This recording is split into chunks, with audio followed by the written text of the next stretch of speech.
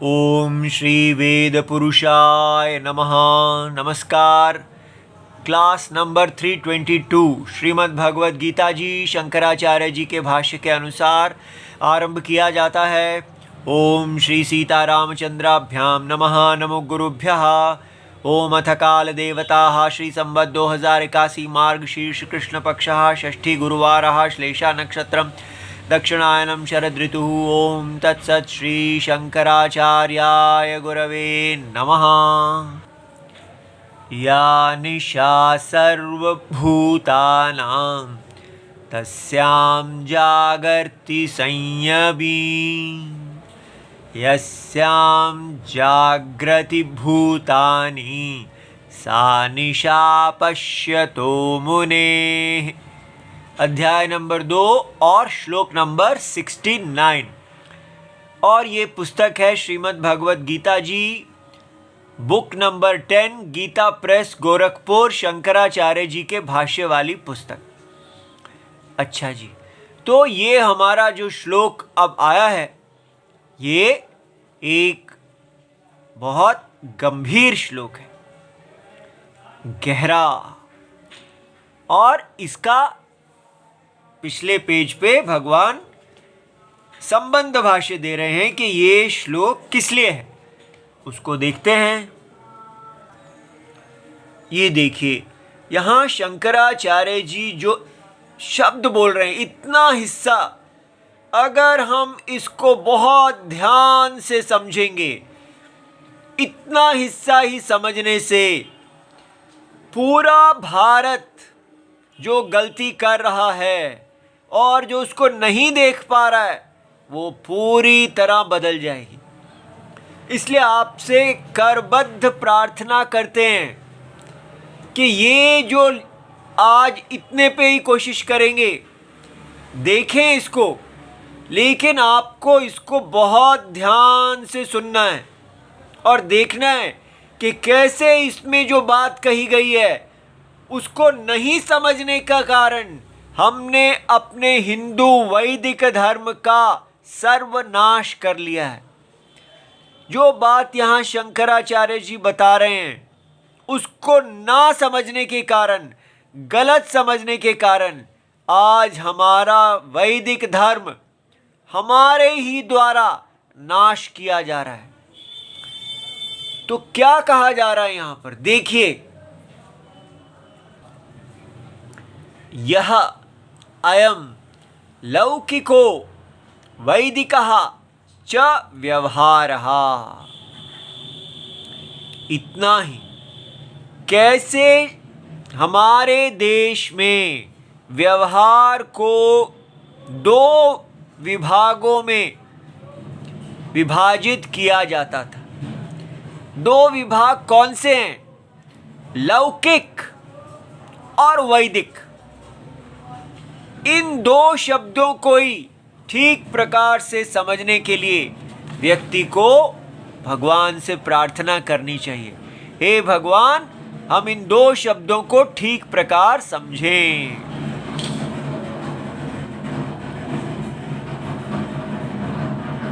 देखिए, शंकराचार्य जी ने व्यवहार की विभाजन किया है लौकिक वैदिक।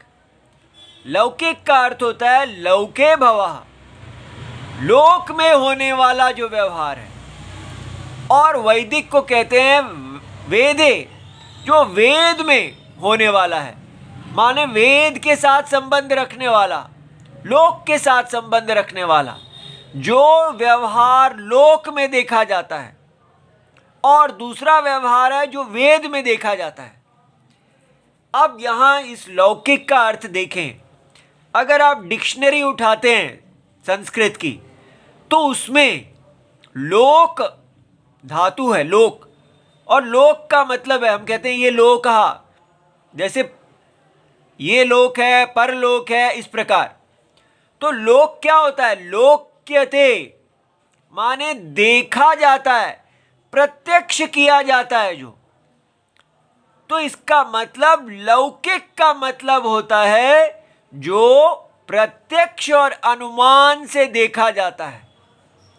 प्रत्यक्ष माने डायरेक्ट परसेप्शन, ऑब्जर्वेशन, 5 ज्ञान इंद्रियों का द्वारा लोक्यते।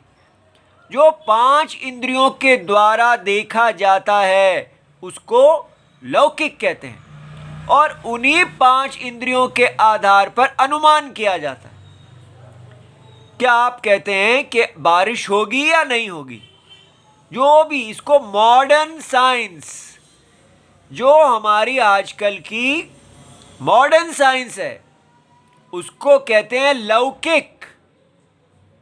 देखिए क्या कमाल का देश है, किस प्रकार डिवीजन किया है। एक पूरा व्यवहार कहा, यह भी प्रमाण के द्वारा है। प्रत्यक्ष और अनुमान प्रमाण आधारित व्यवहार, नॉलेज बेस्ड, प्रमाणित ज्ञान। ठीक है, तो हमको समझ में आ गया कि लौकिक व्यवहार में प्रमाण कौन से हैं? प्रत्यक्ष, अनुमान, डायरेक्ट ऑब्जर्वेशन एंड इन्फ्रेंस। अब दूसरा देखते हैं, वैदिक। वैदिक में क्या आता है? न प्रत्यक्ष न अनुमान। क्योंकि ये अगर वैदिक में ये आ गया, ये तो लौकिक में आ गया। ये 2 प्रमाण के आधार पर लौकिक व्यवहार होता है। और वैदिक प्रमाण क्या है? वेद।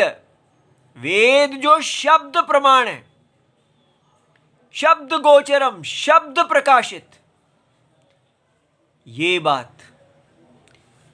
तो यहां पर 2 प्रमाण के स्थान हैं, एक लौकिक प्रत्यक्ष अनुमान प्रमाण प्रकाशित, और वैदिक जो वेद प्रमाण प्रकाशित। अब हमसे कहां गलती हो गई? हम हिंदुओं से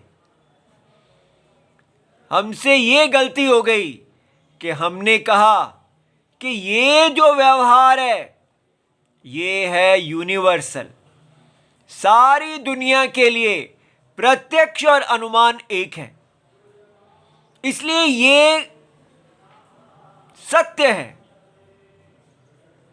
और ये जो है इसको हमने कह दिया, सत्य के बाद दूसरा डब्बा होता है बिलीफ, अर्थात ये सत्य नहीं है, ये रिलीजन है। हमने कह दिया प्रत्यक्ष अनुमान और बिलीफ। बिलीफ क्या है? जो प्रत्यक्ष और अनुमान के द्वारा प्रमाणित नहीं है,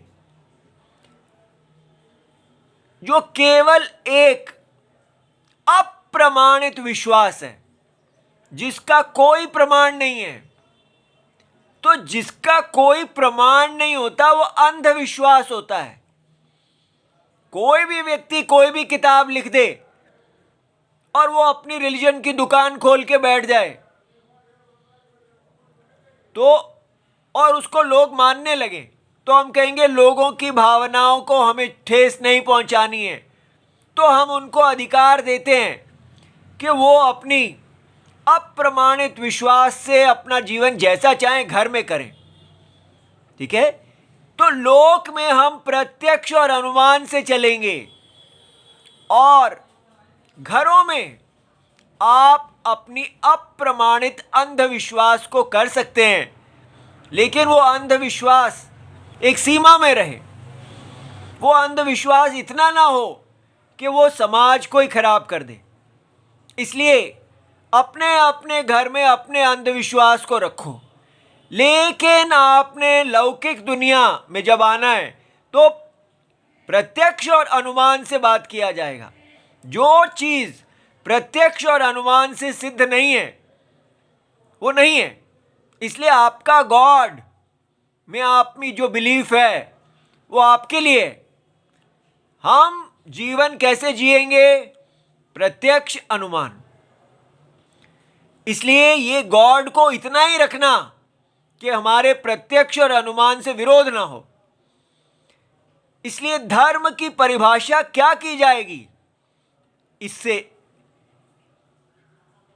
लोक में ये रहेगी परिभाषा, और ये आपके घर की धूप बत्ती के लिए है। अपने रिलीजन, अपने जो कुछ करना है वो करो। तो इस प्रकार क्या हुआ, हमारे भारत ने वैदिक वेद को शब्द प्रमाण रूप से नहीं स्टेटस दिया। जैसे चक्षु है, चक्षु आंखें किसी मनुष्य ने नहीं बनाई और वो रूप का ज्ञान देती हैं। ये मानव के द्वारा निर्मित प्रमाण नहीं है। उसी द्वारा, उसी के प्रकार समान यहां शब्द है। उस शब्द को मानव ने नहीं बनाया, और वो शब्द हमें एक ऐसा ज्ञान देता है जो प्रत्यक्ष और अनुमान नहीं देते। प्रत्यक्ष और अनुमान उसको प्रकाशित नहीं करते। और वेद हमें, वेद माने शब्द। अगर सृष्टि में आंखें हो सकती हैं तो शब्द क्यों नहीं हो सकता? और ये भी हम नहीं समझ पाए। इसमें भी इतनी गहराई है। आंखों का मतलब आई बॉल्स नहीं होता। आंखों का मतलब होता है आई बॉल्स के अंदर, अर्थात गोलकों के अंदर जो इंद्रिय है, सेंस ऑफ साइट। इसी प्रकार पांचों गोलकों में शब्द, स्पर्श, रूप, रस, गंध, इन पांचों को प्रकाशित करने वाली सूक्ष्म इंद्रियां हैं। वो सूक्ष्म शरीर है, स्थूल शरीर नहीं है। वेद सूक्ष्म शरीर के द्वारा प्रकाशित, स्थूल शरीर सूक्ष्म शरीर के द्वारा प्रकाशित होता है। इंद्रियां आईबॉल्स को प्रकाशित करती हैं। इंद्रियां टच, जो भी हमारा शरीर है वो इंद्रियों के द्वारा, सूक्ष्म शरीर के द्वारा देखा जाता है। मॉडर्न साइंस को इस सूक्ष्म शरीर के बारे में पता ही नहीं है। वो सारा न्यूरॉन्स इत्यादि करता रह जाता है, स्थूल शरीर में ही खेलता रह जाता है। तो इसलिए हमें अभी अपने वेद को की दृष्टि को देखने के लिए हमें तो पहले मॉडर्न साइंस ही ठीक करनी पड़ेगी। हम अपने भारत में प्रत्यक्ष और अनुमान को भी नहीं समझ पा रहे। ठीक है, अब ये बताया जा रहा है यहां पर, लेकिन कब कोई इसका विद्यार्थी, स्टूडेंट सत्य को इस प्रकार दिखने वाला निकलेगा, ये राम ही जानते हैं। हमारे लिए इतनी आज्ञा है कि इसको कहो। हमने इसको राम जी से जाना है और आपको यहां कह रहे हैं। अब कोई निकले या ना निकले, इसमें हमारा कोई हाथ नहीं है। हमारी ड्यूटी यहीं पे खत्म हो जाती है कि जो हमें आज्ञा है हम करें। इसलिए हमारी यहां पर कोई विफलता नहीं है। कोई भी नहीं सुनता, फिर भी ये यज्ञ में आहुति हो गई। इसको राम जी ने सुन लिया, जितना कहा था कर दिया। ऐसे ये है वैदिक व्यवहार। अगर ये लौकिक व्यवहार होता तो फिर क्या होता? लौकिक व्यवहार में को समझिए। लौकिक व्यवहार है अहम देहहा, मैं शरीर हूं। ऐसा शरीर जो पहले पत्थर था, इनर्ट था, केमिकल्स था, और उन केमिकल्स के मिल जाने से अचानक ये शरीर कुछ परिस्थितियों के कारण चेतन हो गया है। तो अब हम एक चेतन शरीर हैं, अ कॉन्शियस बॉडी। कुछ देर के लिए ये केमिकल सारे चेतन रहेंगे और उसके बाद ये फिर से अचेतन हो जाएंगे। तो ये साइंस जो गलती कर रही है, मॉडर्न साइंस, ये मान रही है कि इनर्ट में से कॉन्शियस आता है और वो कॉन्शियस फिर इनर्ट बन जाता है। ये जो सोच है मनुष्य की स्वाभाविक सोच कि वो केवल एक चेतन शरीर मात्र है, इसको कहते हैं लौकिक। इसको करेक्ट करता है वेद, लेकिन हमारे देश में ये करेक्शन हो ही नहीं रही, क्योंकि हमने वेद को प्रमाण ही नहीं माना है। हम कह रहे हैं वेद चक्षु है ही नहीं, वेद प्रमाण ही नहीं है, नॉलेज ही नहीं है। वेद एक समुदाय विशेष की बिलीफ है। इसलिए क्या हुआ है, ये जो नास्तिक लोग ऐसे बोलते हैं कि हम लोग केवल एक चेतन शरीर हैं और ये देह के भस्मीभूत हो जाने पर, जब ये देह जल जाएगी, भस्म हो जाएगी, भस्मीभूतस्य देहस्य, कोई आत्मा नहीं है इस देह में। जैसे मॉडर्न साइंस कहती है that there is no evidence of any आत्मा सर्वाइविंग द बॉडी, इसको नास्तिकता कहते हैं। न अस्ति, वेद कहते हैं आत्मा अस्ति, और नास्तिक लोग कहते हैं आत्मा नास्ति, नहीं है। वेद केवल मनगढ़ंत हैं, बनाए गए हैं ब्राह्मणों के द्वारा व्यापार करने के लिए, ऐसा लौकिक लोग बोलते हैं। और वही आजकल पूरा भारत यही बोल रहा है। कब वेद लिखे गए थे, कौन से इतने 2000 BC में है कि कब ऋग्वेद लिखा गया था, क्या है ये? अगर वो प्रमाण है तो लिखा कैसे गया है? क्या आंखें कब लिखी गई हैं, क्या आप पूछते हैं? इंद्रियां, साइंस तो ये भी कहती है कि इंद्रिय आंखें भी सारी रिजल्ट ऑफ इवोल्यूशन है। ये प्रमाण कभी रिजल्ट ऑफ इवोल्यूशन हो सकता है?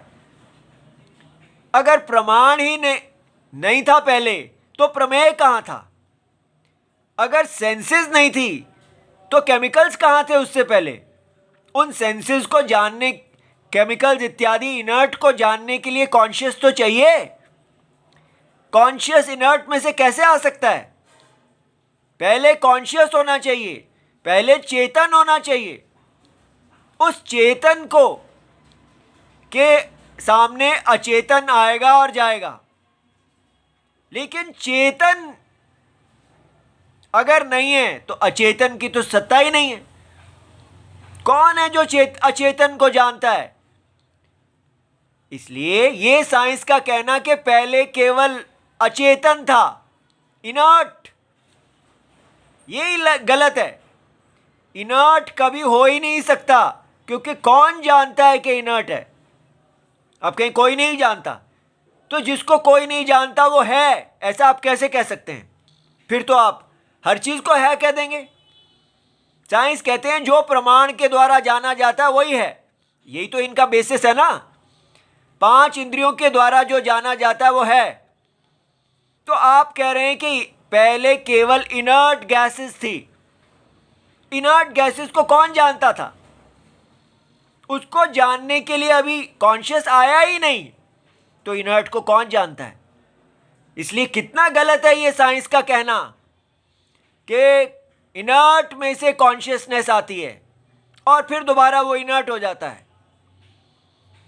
इसलिए ये नास्तिकता, भारत ने इसको ज्ञान मान लिया है, और पूरा वेद जो आस्तिकता है उसी को, कुछ इसको पढ़ने की जरूरत नहीं है, कोई इसको नहीं पढ़ेगा।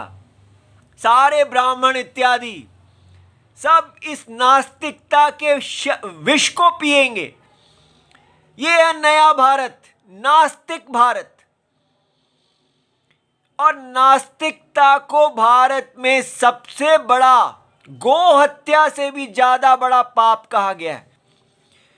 क्योंकि अगर कोई अकस्मात किसी कारण से गो हत्या कर भी लेता है तो वो वेद के अनुसार प्रायश्चित करता है। लेकिन जो नास्तिक है उसके सारे के सारे कर्म ही अधर्म होंगे।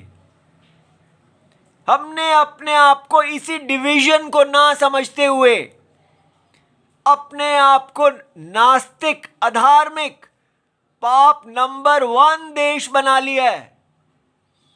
लेकिन कोई इसको समझ ही नहीं रहा, क्योंकि सारे स्कॉलर्स बड़े बड़े, बस बड़ी बड़ी यूनिवर्सिटीज वेस्टर्न माइंडसेट से पढ़े हुए हैं, बड़ी बड़ी स्थानों पे चले जाते हैं और लेक्चर देते हैं, देश को चलाना हो, ऐसे बनाओ वैसे बनाओ, और जानते ही नहीं ये कैसे जाना जाता है। इसको जानने के लिए सबसे पहले व्यक्ति के अंदर आत्मा अंदर से बतानी चाहिए, देयर इज समथिंग रॉन्ग। आत्मा आपको बता रही है, बताएगी कि आपका ज्ञान ठीक नहीं है। इसलिए जो यहां बताया जा रहा है उसको अगर आत्मा के मानदंड पे पूछा जाए, अंतरात्मा से पूछा जाए, आप क्या कहते हैं, क्या ये बात ठीक है? आत्मा ही निष्पक्ष है, आत्मा का कोई पक्ष नहीं है, आत्मा ही सत्य है। आत्मा इसको अनुमोदित करेगी कि जो कहा जा रहा है वो सत्य है या असत्य है। अंतरात्मा से पूछिए और कहिए, हे अंतरात्मा शिष्यस्ते हम, मैं आपका शिष्य हूं। बड़ा बड़ा जो मेरा अहंकार है, इतनी बड़ी बड़ी डिग्रियां इत्यादि, इतना मेरा जीवन, ये सब मैं आपके आगे समर्पित करता हूं, क्योंकि मेरे पास केवल प्रत्यक्ष अनुमान है और उसमें भी मेरा मन जो है वो राग और द्वेष से भरा हुआ है, लाइक्स एंड डिसलाइक्स। मैं बहिर्मुखी हूं। जब तक मनुष्य भोग परायण है, पिछले सारे श्लोक हमने यही देखे हैं कि कैसे इंद्रियों का, इंद्रियों के अर्थों में जो विचरना है वो सत्य को देखना ही नहीं देता। इसलिए सारा जो कुछ पढ़ाया जा रहा है यहां व्यर्थ हो रहा है, क्योंकि जो व्यक्ति यहां पर आता है सुनने के लिए वो भोग परायण है।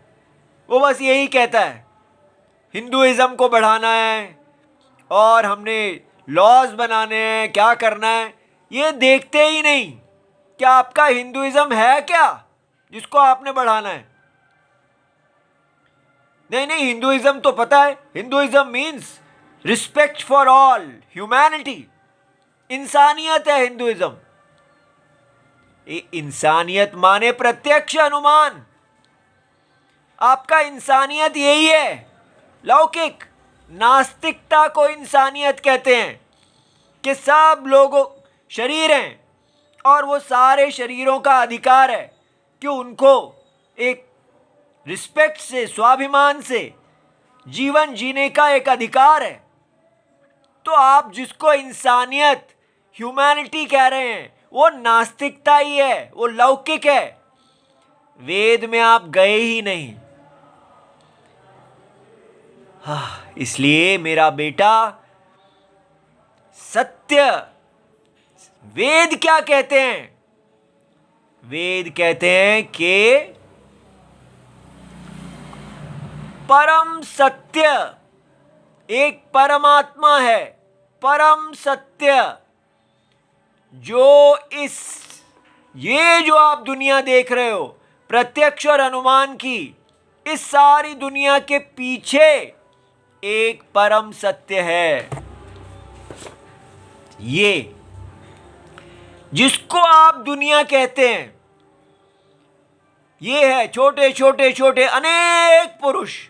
यहां हम ह्यूमैनिटी कह रहे हैं कि सारे पुरुषों को, सब जीवों को, नर नारी इत्यादि, पूरी इस दुनिया को एक दूसरे का सम्मान करते हुए जीना चाहिए। सबको भोग का इक्वल राइट होना चाहिए, सबको अपनी अपनी पूजाओं का इक्वल राइट होना चाहिए। इसको हम सेकुलरिज्म कह रहे हैं और हम कह रहे हैं हिंदू सेकुलर हैं। हिंदू सेकुलर नहीं है। ये तो नास्तिकता है।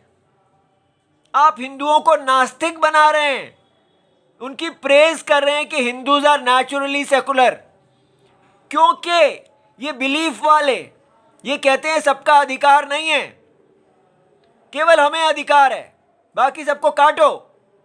इन्फिडेल्स को, काफिरों को अधिकार नहीं है।